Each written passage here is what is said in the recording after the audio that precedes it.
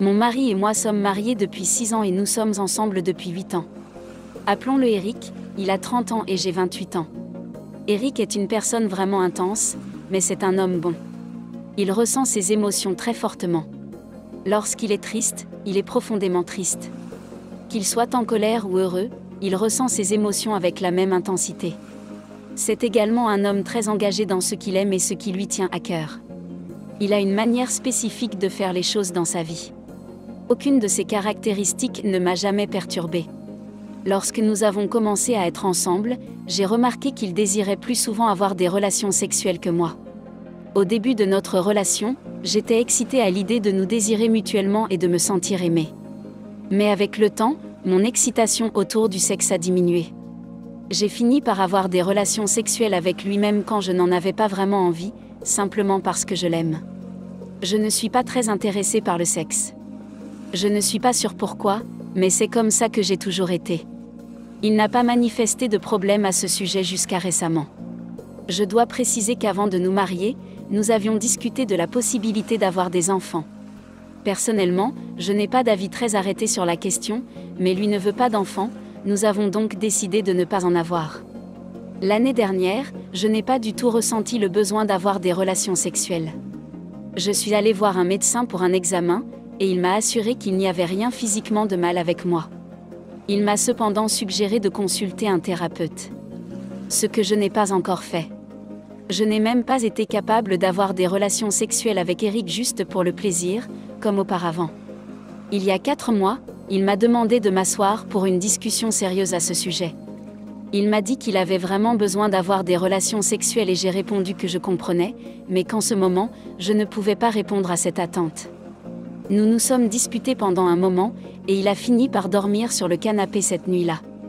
Le lendemain matin, il a évoqué l'idée que nous puissions avoir d'autres relations en dehors de la nôtre. Cela m'a rendu très triste. Il a expliqué que nous pouvions essayer cela ou bien décider de mettre fin à notre relation. Après y avoir réfléchi, j'ai accepté de l'essayer. Nous avons alors établi quelques règles. L'autre personne ne devrait jamais venir chez nous, nous ne devrions pas en parler, nous devrions utiliser une protection à chaque fois, et nous devrions nous faire tester régulièrement. Il a accepté de suivre toutes ces règles. J'ai été assez surprise de voir à quel point je me sentais bien au fur et à mesure que cet arrangement se mettait en place. Même quand il m'envoyait un message pour me dire qu'il rentrait tard, ou quand il me donnait un baiser et me parlait de ses plans pour la soirée. C'était comme si un poids avait été levé de mes épaules. Mais hier, mon mari m'a fait asseoir de nouveau et m'a dit qu'il avait quelque chose de vraiment difficile à partager. Il m'a dit qu'il voyait cette fille depuis quelques mois, et qu'elle attend maintenant un bébé. Je pense que je me sentais un peu distante parce que je pouvais l'entendre parler, mais je ne comprenais pas vraiment les mots qu'il prononçait. Quand je suis revenue à la réalité, j'ai demandé si le bébé était le sien et si elle avait l'intention de le garder. Il a répondu oui aux deux. Il veut participer à la vie de l'enfant. Je lui ai aussi demandé qui était la femme, et il me l'a dit. Il s'avère que je la connais, pas très bien, mais je la reconnais. Ils se sont connus par l'intermédiaire d'une personne avec qui ils travaillent, et elle a déjà été la petite amie de cette personne. Je l'ai rencontrée quelques fois auparavant, et elle a toujours été gentille. Elle est vraiment belle. Cependant, je ne la connais pas beaucoup personnellement. Je ne suis pas sûre de combien ils ont parlé en général, surtout après qu'elle et son collègue aient rompu. Je ne comprends pas pourquoi il l'a choisie. Peut-être y avait-il une connexion entre eux dont je n'étais pas au courant. Je n'en ai jamais parlé auparavant. Je me sens complètement dévastée. Je n'ai pas encore parlé de cela à ma famille ou à mes amis. Je lui ai demandé de ne pas leur dire non plus. Je lui ai même demandé s'il voulait que nous divorcions, mais il n'a pas dit non. Il me laisse prendre la décision. Je ne suis plus sûre si nous sommes vraiment assortis ou si nous voulons tous les deux la même chose. Il disait auparavant qu'il ne voulait pas d'enfant, mais maintenant il est activement impliqué dans sa grossesse et compte aider à élever le bébé. Je suis prête à mettre du cœur à l'ouvrage pour réparer notre mariage. Pour moi, cela signifierait qu'il cesse d'être impliqué avec celle et que nous mettions fin à la relation. Mais je peux déjà prévoir comment cette conversation va se passer, compte tenu de la situation. Alors je me demande, dois-je accepter mes pertes et aller de l'avant ou dois-je donner une autre chance à notre mariage ? Je ne sais vraiment pas ce que je veux. Une partie de moi veut continuer à travailler sur notre mariage et une autre partie de moi veut juste être seule pendant un moment. Il est le seul homme avec qui j'ai jamais été en relation et mon premier sérieux à cela. Je n'ai aucune expérience en amour et en relation en dehors de lui. Nous divorçons. Hier après-midi, il est rentré à la maison et nous avons eu une conversation vraiment longue et émotionnelle. Je lui ai posé des questions que je n'avais pas posées auparavant lorsqu'il m'a parlé pour la première fois de sa grossesse. Il a avoué qu'il n'avait pas utilisé de protection. Il m'a dit qu'il n'avait pas couché avec celle avant que nous décidions d'avoir une relation ouverte, mais ils avaient échangé des baisers. Il a mentionné qu'elle était la seule personne avec qui il avait été intime. Il a expliqué que la nuit précédente, où il a présenté le choix entre une relation ouverte ou un divorce lors de notre dispute à propos du sexe, il essayait une dernière fois de me motiver à travailler sur nos problèmes. Il a reconnu qu'il aurait simplement dû demander le divorce au lieu de suggérer d'ouvrir la relation. Il a également mentionné que j'ai une part de responsabilité dans l'échec de notre mariage et je suis d'accord avec ça. Je lui ai demandé s'il se souvient si j'ai toujours été comme ça et il a répondu que durant les premières 1 à 3 années de notre relation, j'étais enthousiaste à l'idée de faire l'amour même si je n'en avais pas un désir intense.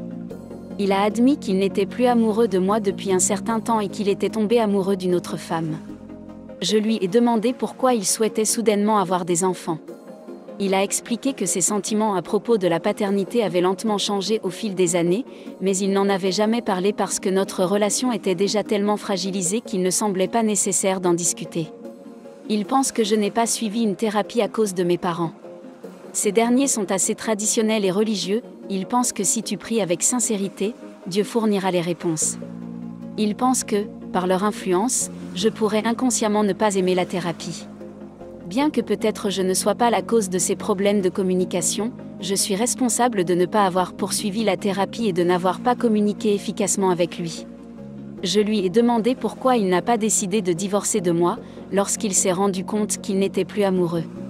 Il a partagé qu'il m'aimait toujours, malgré le fait qu'il ait été amoureux de moi auparavant et qu'il souhaitait que notre mariage réussisse. Il a admis que, lorsqu'il a commencé à se rapprocher d'elle, il a senti qu'il était peut-être trop tard pour arranger les choses entre nous. Mais il y avait une part de lui qui n'était pas prête à mettre fin à notre relation, même s'il ne s'attendait jamais à tomber amoureux d'elle. Il m'a ensuite demandé si je l'aimais toujours et j'ai répondu que je n'en étais pas certaine. Il a déduit que cela signifiait probablement non. Nous sommes tous les deux arrivés à la conclusion que le divorce était la meilleure option pour nous, une décision qui serait bénéfique pour chacun d'entre nous. Nous avons également convenu de rendre le processus de divorce aussi facile que possible. J'ai proposé de vendre la maison et il a approuvé cette idée. Il a mentionné qu'il déménagerait avant que cela n'arrive. Il a précisé que tout ce qu'il laisserait derrière lui pourrait être gardé ou vendu par moi. Nous n'avons pas abordé des sujets comme la pension alimentaire lors de notre conversation. Je prévois de laisser mon avocat et le sien se charger de cet aspect. Je ne suis pas certaine d'y avoir droit, ayant un emploi correct et, d'après ce que j'ai lu, dans mon état, cela pourrait être suffisant pour qu'un juge refuse une pension alimentaire. Malheureusement, la maison est à nos deux noms. Nous avons partagé les frais de vie communes, il m'a emmené dîner et m'a offert des fleurs lors d'occasions spéciales comme la Saint-Valentin et mon anniversaire. Nous sommes également partis en vacances ensemble, frais généralement couverts par lui. Je n'ai peut-être pas clairement expliqué cette partie auparavant. Chaque mois, nous contribuons tous les deux à un certain montant d'argent à notre compte commun. Nous utilisons cet argent pour couvrir des dépenses comme la facture d'électricité, l'Internet, la facture de téléphone et d'autres charges. Nous mettons aussi de côté pour améliorer notre maison. En ce moment, je me sens plutôt engourdie. Je ne pense pas avoir l'énergie restante pour pleurer. Je n'en ai encore parlé à personne. Il a mentionné qu'il allait attendre que nous consultions des avocats avant d'informer les gens. Il pense que cela pourrait se compliquer avec notre famille et nos amis une fois qu'ils seront au courant de la situation. Je sais que certaines personnes sur Internet souhaiteraient que je le critique, mais je ne peux pas faire cela. Je veux que les choses soient aussi pacifiques que possible et je veux simplement que tout ceci se termine rapidement. Je tente de comprendre pourquoi mon intérêt pour le sexe est si bas ou inexistant. Dès que je comprendrai, lorsque je serai prête à sortir à nouveau, je chercherai quelqu'un qui me correspondra mieux de ce côté-là. Je pense à en apprendre plus sur la sexualité. Peut-être que je vais rejoindre un groupe de discussion en ligne ici, lire ce que les autres partagent et peut-être y demander quelques conseils. Concernant la pension alimentaire, je ne suis pas certaine. Je pourrais même ne pas la demander. La maison que nous possédons tous les deux vaut environ $1 million si nous la vendons. Donc, la moitié de ça serait beaucoup d'argent et je ne suis pas sûre de savoir comment gérer cela. Je vais juste en parler à un avocat et voir ce qu'il suggère. Quoi qu'il en soit, c'est tout pour le moment. Il est parti maintenant et je suis allongée dans le lit, essayant toujours de comprendre tout cela. Étonnamment, je ne suis pas en colère contre lui et je ne le déteste pas. J'ai pris la décision de me promettre de contacter un thérapeute lundi et je vais respecter ce contrat cette fois.